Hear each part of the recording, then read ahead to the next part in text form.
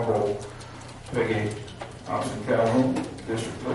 Yes, sir. Thank you. I have listed on the agenda to establish a policy for working with prospective businesses. On the occasion, we have had businesses to come before the board to make to make requests for financial considerations for a particular project. But the problem with coming directly to this board is that for the first time, this board member is receiving first-hand information. But not only that is a problem, but the prospective business should present or provide us with certain submittals, such as a fully developed business plan, personal financial statements, and credit reports for all guarantors should be provided.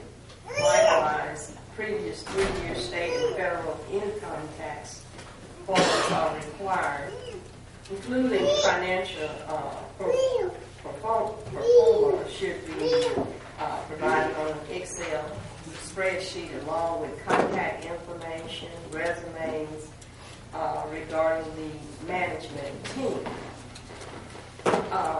The businesses must be vetted, and in order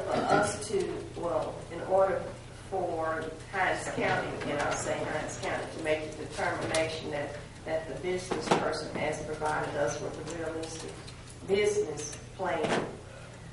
And this board does not have the expertise to make that determination because, again, other criteria should be considered prior to the businesses coming before the board. So my motion is to direct all businesses that are requesting financial consideration for projects to be directed to our Hinds County Development Authority. Then that authority can evaluate the team, the company's experience and qualifications. That the authority can also make sure that their sources of finances or funds are in line with their uses for the funds, and also make the determination that the project that's being requested for financial consideration from Hinds County is in fact a project, one that is viable and one that presents stability. Again, oftentimes when companies just appear before this board, we are not certain that there are any type of risks associated with the project. So we're not in the best position, again, to make a determination if that company's request is one that will not put our taxpayers in jeopardy, or when this board make or votes to approve a company. Anytime we back any financials for companies, it's our taxpayers that would have to pay the bill if the company should default or go under. We have in the past had a policy, and again, I think it's time to really reinforce the fact that all prospective businesses that are coming before this board for financial consideration should be vetted through our Hinds County Development Authority, the agency that has the expertise to vet and work with that particular business. So my motion is to require companies desiring financial consideration for a particular project must go through our Hinds County Development Authority. There's a motion on the floor. Is there a second? Second. There's a motion and a second. Supervisor Greg, question. I would just like to add to that. I appreciate Supervisor Calhoun bringing this issue up. I think that it also adds a layer of transparency for the public and how the public's money is being spent. So this, and again, I second the motion. Supervisor Stokes. Thank you, Mr. President. Mr. President, I totally disagree with that. I think it's too much red tape. I said we need to be business friendly. We don't have enough businesses currently in Hinds County.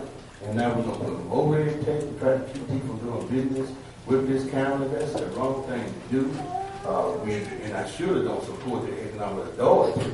They're the one that was in court now with Captain Green.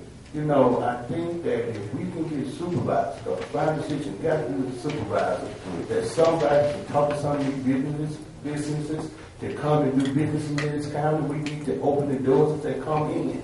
We don't need to send them somewhere else that's going to be time consuming and we'll lose the business. That's absolutely the wrong thing. Thank you. Supervisor Graham. Thank you very much, Mr. President. Mr. President, I don't want to take away my own discretion as it relates to a business in Hinds County. If a businessman comes to me and says that he wants something or he's trying to do business in District 1, I really don't want to turn him away and say you have to go to someplace else. I don't think that's the correct way to do business. I'm not going to turn anyone away from another district or another precinct, but I'm not going to vote to give away my discretion as to how a business should be handled, because the businesses in District 1 are different from businesses in all of the districts. So I'm not going to vote to give away that particular discretion. I don't want to send a businessman away when they're trying to do business. We should be business friendly, and we should not be putting layers in between. That's one of the problems that some of the businesses say that we have already. There are too many layers, and so they'll easily go to Rankin County or Madison County because we're going to make them jump through 55 hoops in order to get a job or to get a business started here in the county. So I disagree with that. Thank you. Supervisor Calhoun. Yes, sir. My purpose, if a prospective business may come before this board and ask this board to issue bond indebtedness, and that vendor or that company has not been properly vetted to make sure that it has the collateral, to make sure that it can support the request. For example, some companies have come before this board and asked us to issue $20 million in bond indebtedness. When this board agrees to issue such a bond, then that means that we are going to back that business. It means that if that business should default, or that business cannot pay back that $20 million in indebtedness, that the Hinds County taxpayers will pay for the $20 million project. In the past, previous boards have actually would put the request on a referendum for the voters to decide and the board not to decide. This board can even go in that direction, that any kind of request that puts the taxpayers in jeopardy from paying back the business indebtedness, that the voters make decisions. When that happens, generally, I don't know of any situations from Hinds County's perspective where the voters agree to allow the county to issue that bond indebtedness. So the only thing I'm trying to do this morning is protect the taxpayer. Is protect the taxpayers from the liability. We cannot go through any financial pro forma and look at it and say, yes, this business has has a letter of credit. That should also be requested. But we cannot analyze or evaluate that business's financial background because we don't have the expertise to do so. What I'm trying to do this morning, again, is to protect the taxpayers, because if any company should default in payment, that means that Hinds County taxpayers will pick up the tab and pay that person's bills, and that should not be so. Lest we spend a whole lot more time on this, I will give a comment. Supervisor Greer has his light on, and then Supervisor Stokes. I'm 100% in support of any business that would be a benefit to the county and or the city coming in and doing business. I support that 100%, and I understand the process of doing business. But I also understand my first primary is to look out for the taxpayers. If that business come into Hinds County or into this area and they're putting up their money, then they have my support. But if you're asking me to put up taxpayers' dollars, then there ought to be some type of process in place to make sure it's in line with proper business practices. It's not my money, it's taxpayers' money, so I do support the motion. Supervisor Greer? I would just like to add that, our discretion is not usurped by the scrutiny of the Economic Development District. We still have the ultimate say in what happens, but adding that level of scrutiny by experts, people that we've challenged or with the responsibility to do this, I think that protects and offers transparency for the public. So, Supervisor Stokes? Well, Mr. President, I think, and this is how I've been doing, and I'm going to try to continue, we go through legal. Because number one, these are legal issues. Now, you can tell this authority, economic authority if you want, but they are not lawyers. The legal department is one, because the other people use their lawyers. It's going to be legal papers drawn up, and this legal department is not going to let us do anything illegal. And for us to put more red tape in front of businesses when you already don't have enough businesses, and it's just like Supervisor Graham said, they're just going to go to Rankin or Madison County where there's no red tape. Are we trying to make businesses leave here, or are we trying to make them come back? Thank you. We have a motion and a second on the floor. Supervisor Kaplan, Let me just say, all counties provide for their prospective businesses to be vetted. And once the vendor is vetted, does not take away any other authority that business has to go through, or any other department, whether it's legal or whatever. So this morning, again, we're putting in place a policy that will assure that our taxpayers will not be gypped. we have a motion and a second on the floor. All in favor, use the sign aye. Aye. Any opposed? No. Motion passes.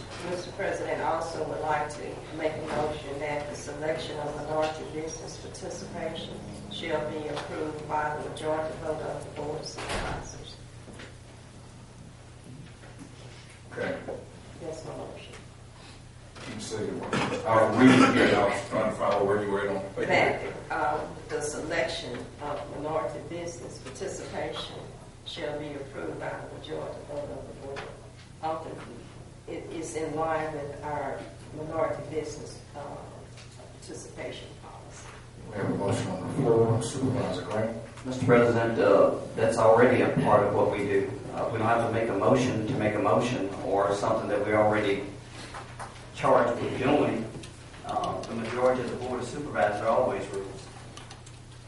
Supervisor Calhoun? I observed where minority businesses are being selected for particular prospective businesses without having come through this board.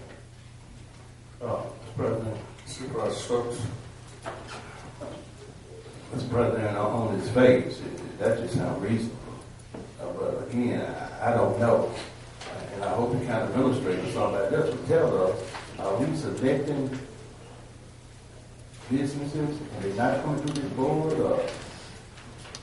Well, the questions depend on what level of selection we're speaking of. Are we speaking vendors to work on day-to-day maintenance or other normal transactions for the county? Or we're talking about large project issues? That I hope that you would tell us about, because if this is taking place, then it's wrong. We shouldn't, I second her motion, because I think I'm hearing her say that businesses are being selected and minority participation, you have black people being left out. I think that's what I'm hearing. And as county administrator, if this is taking place, it's got to be something you should know about. If you don't, I know I don't know about it, but I want to know about this. And leader, I don't know if y'all know about it, but this is something that it seems like she got evidence that all of us need to know about. And I'm not certain clear on it either exactly what level, which one we're referring to. Ms. Davis. Well, as it relates to minority business participation in the county, certainly we support the board's policy to increase our participation in minority vendors doing business with the county as it relates to us selecting vendors on certain jobs in the county. However, as it relates to contractual type of projects, certainly that is approved by the board, and it does come before the board. Okay. We have a motion. Is there a second? I second it, but I hope that you can inform the rest of the board as to what's taking place. We can do it in closed session if you want to, but, I don't know anything about it. And I don't really like being kept in the dark, especially if we treat minority businesses as second-class citizens. Now, if there's something going on, I want to know about it. And I want to know about it not like yesterday. I want to know about it on the front end. And if we have to go to executive session, because that's why we ask legal all these questions, because legal should know about it. We get sued, they don't know about it, we don't know about it. Like a bunch of damn fools. All right. We have a motion and a second. I have a question, and my question stands for, I think, and I need clarification on this, if the county awards any type of contract, and it is already stated there's a minority participation in it, you're asking that this board identify that minority participant. And so it's not a matter of not having a minority participant. It's a matter of this board determining who that minority participant is. My clarification on that. Supervisor Graham. Mr. President, my question would be, would this violate the unit system of government by having us to be involved in the day-to-day operations of the county? I would like to see if legal could tell us if this I will ask legal to come forward at the same time as they're approaching.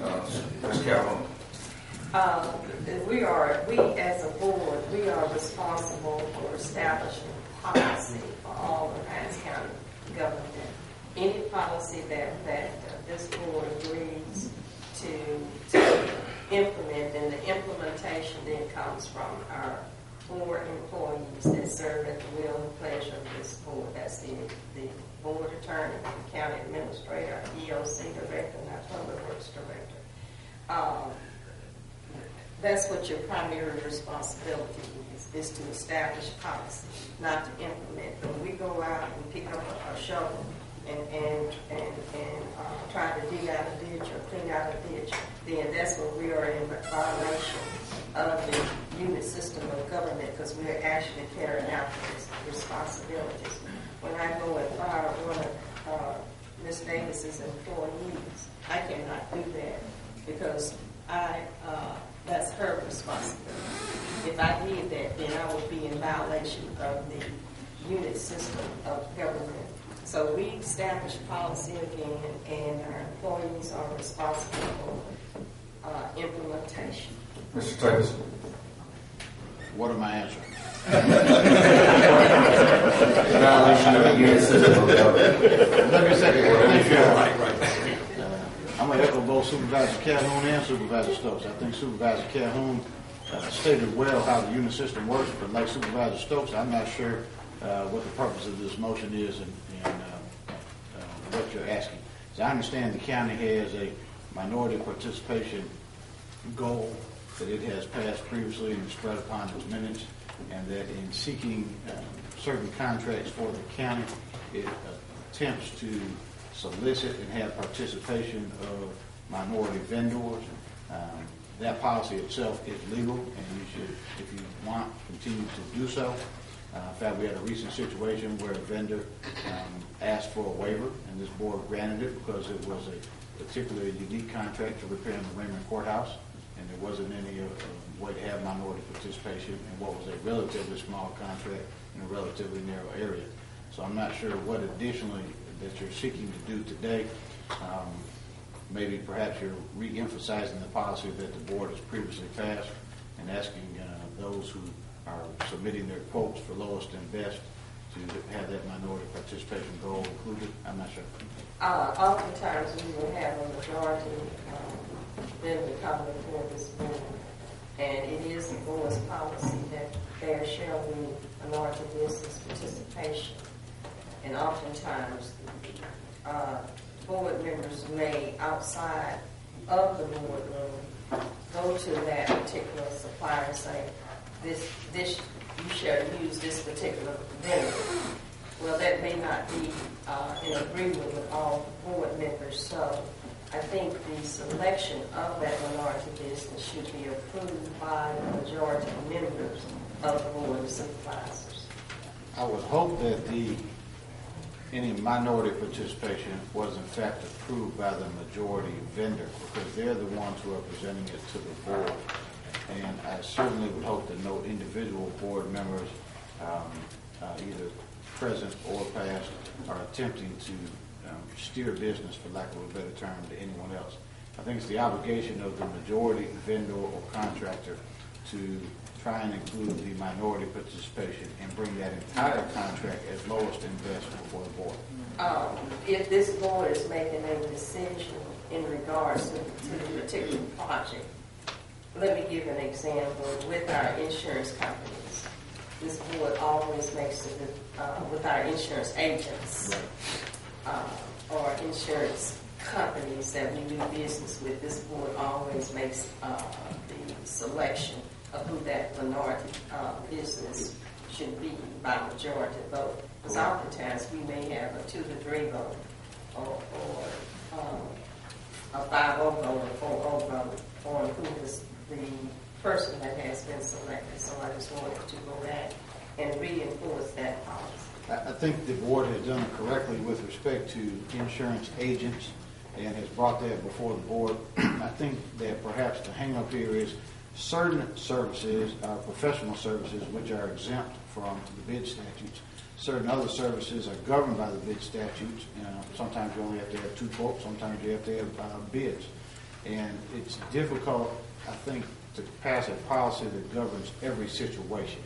And that every time a contract comes before you to approve, this board needs to take a solid look at who's participating in those contracts, both majority and minority, and make sure you're comfortable with those people who are participating, and in turn that the vendor or contractor is meeting the state statutes on lowest and best. Correct.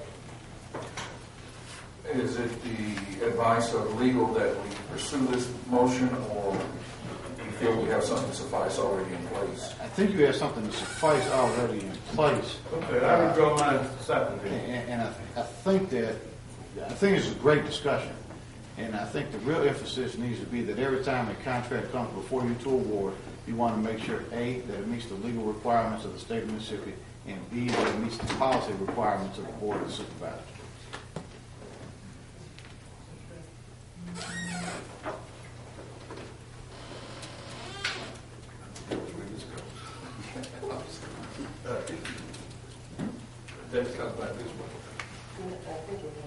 Mr. Davis. Yes, sir. I do apologize. That's okay. It is your recommendation that we, one more time.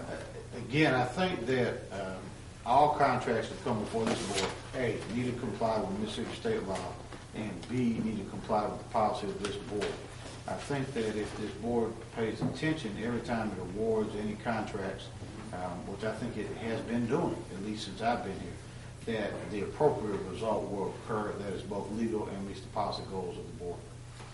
And I just want to also make certain that sometimes we have companies that go out and require work, and that work has not been established by board policy. So I'm trying to prevent that. Well, I guess if the person knows that they may not be selected, they want to work, they can work.